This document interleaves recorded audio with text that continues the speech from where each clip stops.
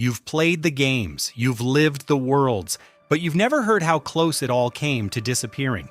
This is the story of how gaming almost died, and how it came back stronger than ever. From blocky pixels to virtual realities, the journey of gaming is more than just nostalgia. It's a story of risk, failure, genius, and reinvention. But to understand how we got here, with billion-dollar franchises, global tournaments, and AI-controlled NPCs, we need to start where it all began.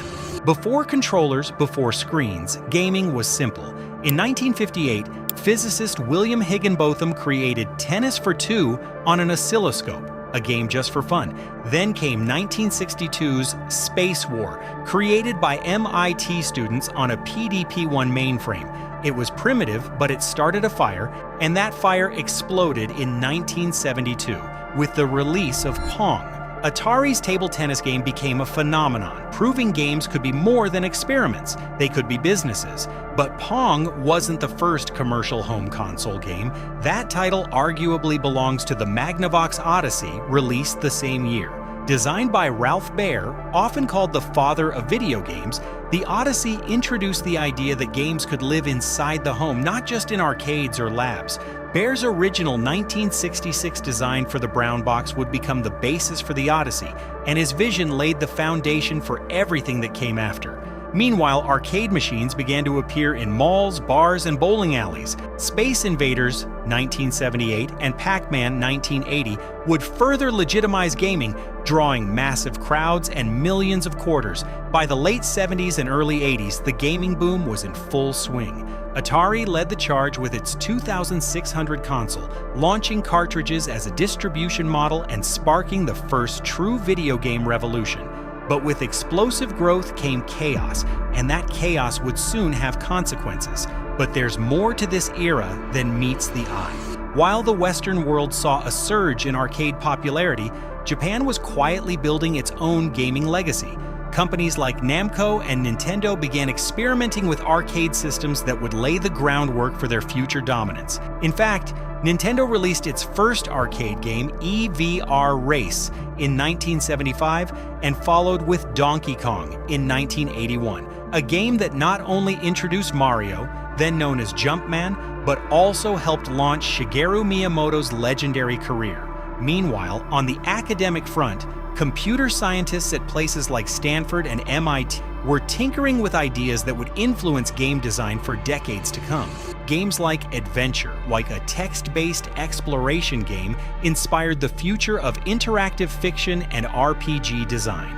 These experiments proved that even with no graphics, games could deliver narrative, choice, and immersion. And let's not forget the rise of gaming magazines and early conventions. Even in its infancy, the gaming community was forming. Kids traded tips on cheat codes, high scores, and secret levels long before the internet. This culture, grassroots and passionate, would later grow into the massive communities we see on platforms like Twitch and Reddit today. But perhaps the most underappreciated aspect of early gaming was its educational impact. Titles like Oregon Trail and Number Munchers, distributed in schools across North America, introduced young players to gaming through learning. These edutainment titles blended knowledge with interactivity, creating experiences that were both memorable and effective. In short, the birth of gaming wasn't just a technological breakthrough.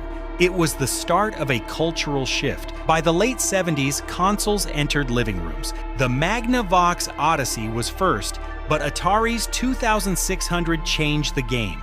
Swappable cartridges meant endless possibilities. Suddenly, kids weren't just watching TV, they were interacting with it.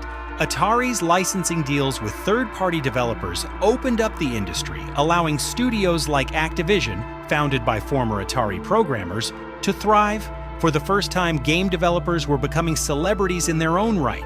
But with popularity came problems. By the early 80s, companies flooded the market with low-quality games. Everyone from Quaker Oats to Purina tried to get in on the action, producing rushed titles with little oversight.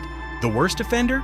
The infamous E.T. game for Atari rushed in just 5 weeks to meet the Christmas deadline. The game was nearly unplayable, a confusing mess of pits, pixelated frustration, and no clear direction. Millions of unsold cartridges were returned and eventually buried in a New Mexico landfill, a symbol of hubris and oversaturation. The 1983 video game crash wiped out 97% of the industry's value. Toy stores stopped stocking consoles, investors pulled out. For a moment, it looked like video games were a fad that had burned out. Hundreds of companies closed. Arcade revenues plummeted. Console gaming, it seemed, was dead. But this collapse was also a hard reset. It exposed the lack of quality control, the risks of unchecked licensing, and the fragile trust between developers and consumers. And from those ashes, in Japan, a company was preparing to do what no one else could: restore faith in video games. At the same time, home computers like the Commodore 64 and Apple II started gaining popularity, giving hobbyist developers a platform to create their own games outside the traditional console model. These computers laid the foundation for indie game development and fostered a new generation of programmers.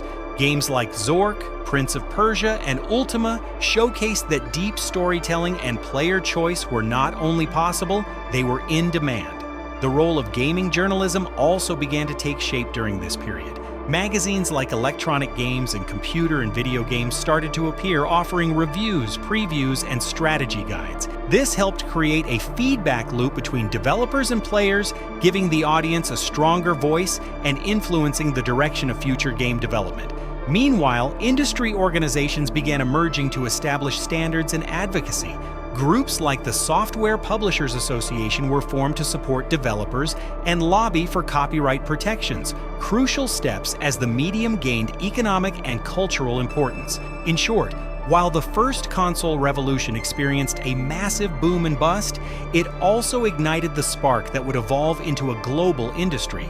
It established key technologies, introduced gameplay ideas that still shape design today, and taught the industry a crucial lesson: quality matters, trust matters, and players remember. The 1970s marked the birth of the home console, a shift that would define how generations engaged with video games. And it all began with a name that almost sounds mythical today: Magnavox Odyssey.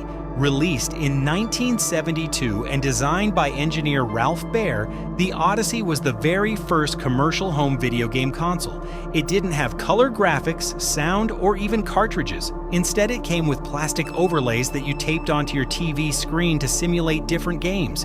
It was clunky, it was awkward, and yet it was revolutionary. For the first time ever, people could play interactive digital games in their own homes. But the real ignition came just a few years later. In 1977, Atari launched the Atari 2600, and with it, the era of interchangeable cartridges. This wasn't just a toy anymore, it was a modular entertainment system. Now players could buy one console and build a growing library of games, slotting in Space Invaders one day and Pitfall the next. The 2600's pixelated charm and iconic joystick became symbols of a booming new industry. Its games were simplistic by modern standards, but they had something else: replayability. Competitive high scores, hidden secrets, and fast-paced gameplay meant players kept coming back for more. Yet this wild success came with a downside. As the industry boomed, so did low-quality shovelware. Game developers eager to cash in flooded the market with rushed, buggy, and downright bad games. The most infamous example? E.T. the Extraterrestrial for the Atari 2600, a game developed in just 5 weeks to meet holiday deadlines. It was so poorly received, so broken, that thousands of unsold cartridges were buried in a New Mexico landfill. Yes, that actually happened. And yes, they were later dug up in 2014, a real-life archaeological dig into gaming's dark past. By 1983, the market collapsed. Sales plummeted. Retailers pulled consoles from shelves. The North American video game crash nearly killed the entire industry. It seemed like the pixelated dream had burned out. But in Japan, a new challenger was preparing to rise. Nintendo, already known for toys and arcade games, entered the scene with a new console, the Famicom, short for Family Computer. In 1985, it launched in North America as the Nintendo Entertainment System, the NES, and it didn't just save gaming, it redefined it. Unlike Atari, Nintendo introduced strict quality control with its now iconic Nintendo seal of quality. They limited how many games third-party developers could release, ensuring higher standards and protecting the NES brand. They also bundled their console with one game that changed everything: Super Mario Bros. Mario wasn't just a mascot, he was a symbol of reliability, joy, and polish. Where Atari's games felt random and unpredictable, Mario's tight controls, side-scrolling level design, and hidden warp zones were meticulously crafted. The NES era brought unforgettable classics. The Legend of Zelda introduced open-world exploration. Metroid brought a sense of isolation and discovery. Mega Man, Castlevania, and Final Fantasy introduced deep mechanics that would inspire generations of game designers. And for the first time, kids were organizing tournaments, trading tips on the playground, and begging their parents for just 5 more minutes. This was the dawn of the console generation, and it had just begun. Meanwhile, competition was brewing.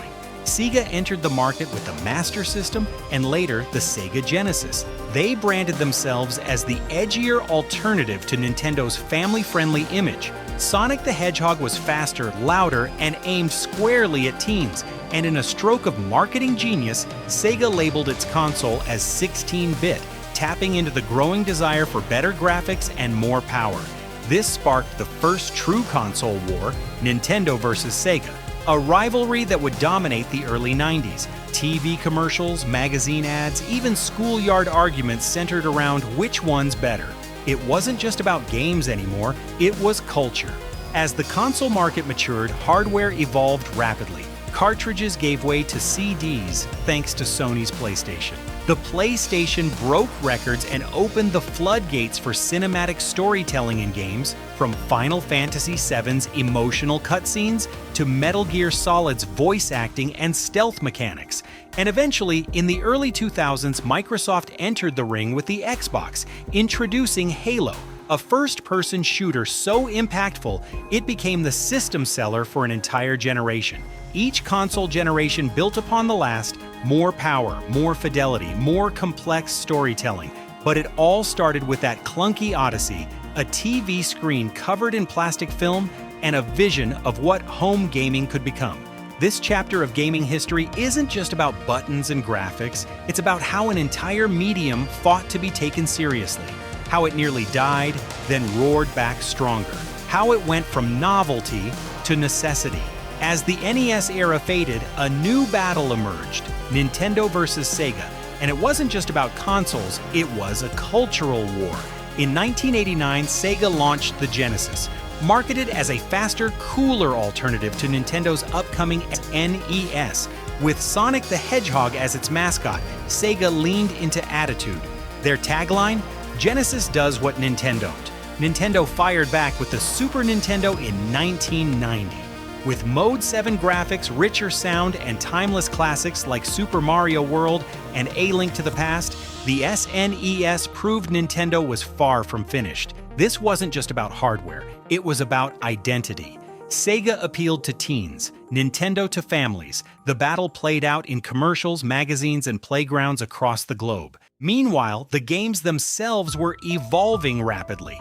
RPGs like Final Fantasy VI, originally 3 in the West, and Chrono Trigger brought emotional depth. Fighting games like Street Fighter II and Mortal Kombat became arcade staples, and their home ports became must-haves. In fact, Mortal Kombat's violent content led to one of gaming's biggest changes, the creation of the ESRB rating system. Congressional hearings in the US debated whether video games were too violent for children. The industry responded by regulating itself and protecting its future. By the mid-90s, the 16-bit war had introduced millions to gaming. But just around the corner, a revolution in 3 dimensions was about to begin. 3D graphics weren't new, but with the 5th generation of consoles, they became the norm. And leading the charge was an unexpected player, Sony. The original PlayStation, released in 1994 in Japan and 1995 in the US, wasn't just a machine, it was a statement. Sony marketed the PlayStation to an older audience with edgy ads, a sleek design, and a focus on disc-based games. CDs meant more storage, which meant longer cutscenes, better audio, and more ambitious worlds. Games like Metal Gear Solid, Final Fantasy VII, Resident Evil, and Gran Turismo pushed boundaries, not just technically, but emotionally. These weren't just games, they were cinematic experiences. Nintendo, meanwhile, stuck with cartridges on the Nintendo 64. While that allowed for faster load times and sturdier builds, it limited storage and pushed many third-party developers to Sony's platform. Still, Nintendo had its own hits. Super Mario 64 redefined platformers. The Legend of Zelda: Ocarina of Time became an instant classic, but the tide had shifted. Sony was the new king. And alongside these consoles, PC gaming was carving its own legacy. Games like Doom, Quake, and Half-Life defined the first-person shooter. Strategy games like StarCraft and Civilization built devoted communities, and the rise of the internet opened the door for multiplayer in ways never seen before. The industry wasn't just growing, it was fragmenting in the best possible way. More platforms, more genres, more voices. By the early 2000s, gaming was everywhere, and Microsoft wanted in. The original Xbox launched in 2001, introducing Xbox Live, a unified online platform that changed multiplayer forever. Halo: Combat Evolved became an instant hit, turning LAN parties into a mainstream phenomenon. Sony answered with the PlayStation 2, the best-selling console of all time. With a built-in DVD player, vast game library, and backwards compatibility, the PS2 ruled the 6th generation. Nintendo, meanwhile, zigged while others zagged. The GameCube underperformed, but the Wii, released in 2006, shattered expectations. With motion controls, Wii Sports, and mass-market appeal, it brought gaming to grandparents, toddlers, and everyone in between. During this time, storytelling reached new heights. Games like Shadow of the Colossus, BioShock, and Mass Effect showed that interactivity could coexist with narrative depth. Indie titles like Braid, Limbo, and Bastion proved you didn't need a massive budget to make something special. And then VR and mobile arrived. As we entered the 2010s, two major forces began reshaping the landscape of gaming: mobile devices and virtual reality. Mobile gaming surged with the rise of smartphones and tablets. The launch of the iPhone in 2007 and the App Store in 2008 allowed games like Angry Birds, Temple Run, and later Clash of Clans and Genshin Impact to reach billions of players worldwide. What made mobile gaming revolutionary wasn't just accessibility, it was the fact that game developers could now reach audiences who never owned a console or a gaming PC. Games became bite-sized, social, and often free to play, with monetization driven by ads or microtransactions. In fact, by 2023, mobile gaming accounted for nearly half of the entire global gaming revenue, more than console and PC combined. Franchises like Call of Duty, Fortnite, and PUBG released full mobile adaptations, bringing high-fidelity competitive shooters into your pocket. Cloud streaming technology also started creeping into mobile platforms, with services like Xbox Cloud Gaming, NVIDIA GeForce Now, and even PlayStation Remote Play allowing users to play AAA titles on phones and tablets with a stable internet connection. But while mobile gaming democratized play, VR promised to redefine it. The modern era of VR was born with the Oculus Rift Kickstarter in 2012, which reignited interest in virtual reality after decades of failed prototypes. Facebook's acquisition of Oculus in 2014 poured billions into development, eventually leading to the standalone Oculus Quest line, now known as MetaQuest, which broke through the price barrier and brought full room-scale VR to the mainstream. In VR, immersion became the main attraction. Games like Beat Saber, Half-Life, Alyx, and The Walking Dead, Saints and Sinners showed what VR could do. From rhythm gameplay that made you dance like a Jedi, to full-length shooters that redefined environmental interaction. By the mid-2020s, Apple entered the scene with its Vision Pro headset, aimed at merging spatial computing with gaming and productivity. Sony doubled down on VR2 for the PlayStation 5, delivering high-end visuals, eye tracking, and haptic feedback to console VR players. Meanwhile, PC VR communities continue to push the envelope with mods, indie titles, and experimental control schemes. Yet VR still had hurdles: comfort, motion sickness, high costs, and the lack of must-have games slowed widespread adoption. But thanks to emerging tech like mixed reality (MR) and extended reality (XR), the lines between digital and physical spaces are getting blurrier every year. Future headsets won't just let you play games, they'll put your actual room inside the game. And that brings us to the frontier of today. AI integration, adaptive audio, cloud-based worlds, and biometric feedback systems are being built into both mobile and VR ecosystems.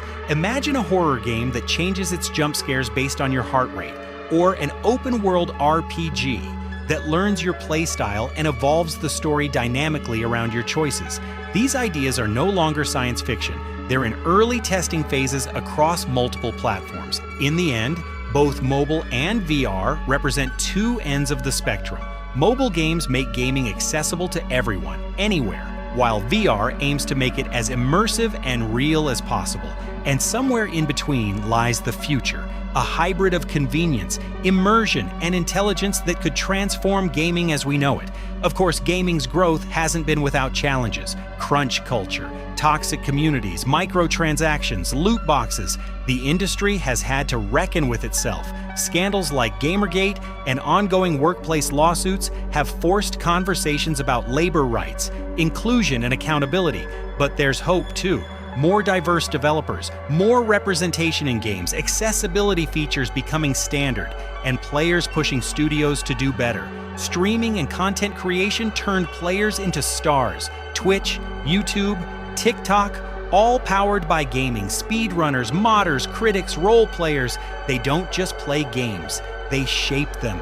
And let's not forget preservation. Emulators, fan translations, archival projects. These are the only reasons many older titles survive. Today, games are art, culture, history. They've become our stories, our escapism, and, for many, our connection.